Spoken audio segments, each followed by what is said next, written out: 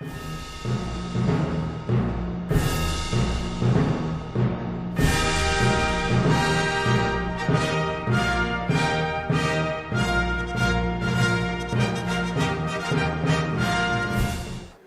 everyone to episode 3 of Loan the Podium. That's Drew, I'm Mike, and Canada, they came out in full fourth this weekend. See what I did there? I did. The old wooden spoon. Yeah, Canada with 11 fourth place finishes over the weekend. Thankfully, 15 medals to go with that.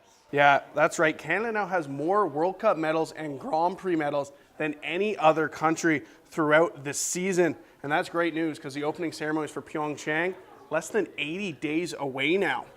And leading that charge were our long track speed skaters who kept their good season going at the World Cup in Stavanger, Norway. Yeah, your boy Ted Jan Bloemen took to the course and he skated to silver in the 10,000 meter.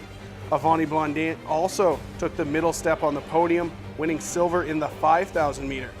In the team sprint, the women, they won the bronze, and the men repeated from last week to once again win gold, and in world record time, I may add.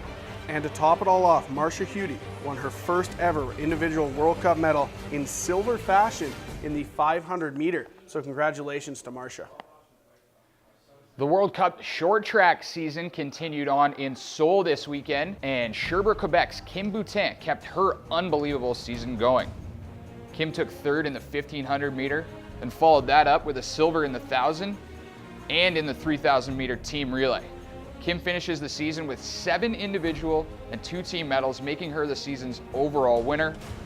As for the men, 3-time Olympic gold medalist Charles McMillin found the top of the podium again with a gold in the 1500 meter, and Samuel Girard added a bronze in the 1000. Short trackers now getting a bit of a break as the World Cup season ends.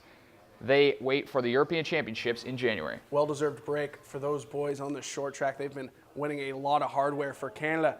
The second stop on the World Cup bobsled circuit, that is Park City, Utah, and Kaylee Humphries was once again proving that fast is fun. The World Cup leader once again had Melissa Loholtz behind her, and they slid to a silver medal. Over in four-man bob, it was a double medal haul. Justin Cripps piloted his team to silver, missing out on gold by 0.03 of a second.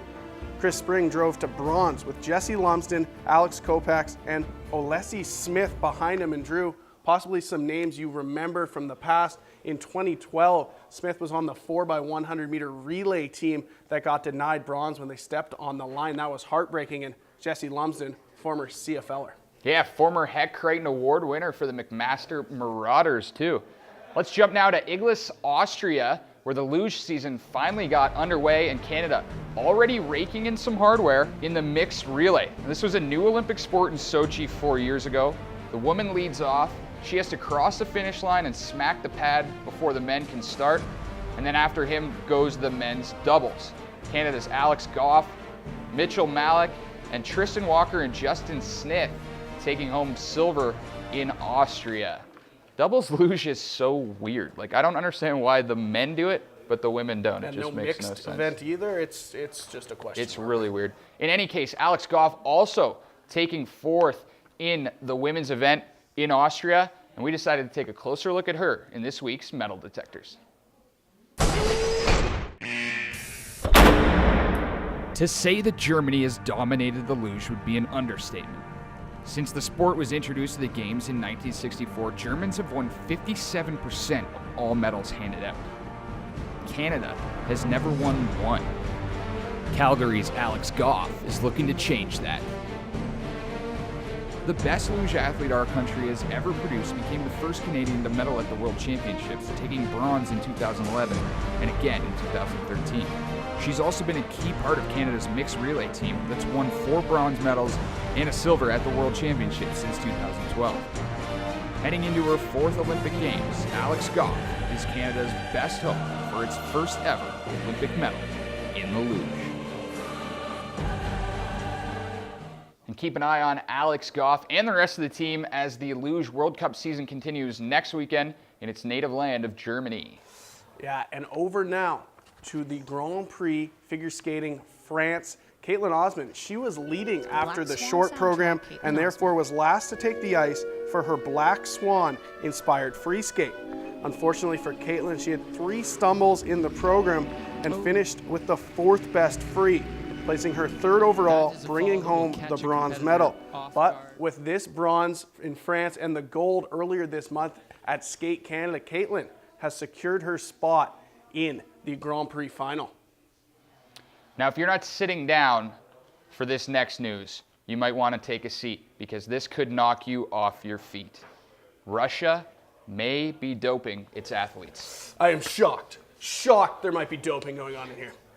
Yeah, not exactly new news, but in this week's developments, Olympic officials have announced that in December, they're going to decide whether or not to ban the entire country from competing at the 2018 Games.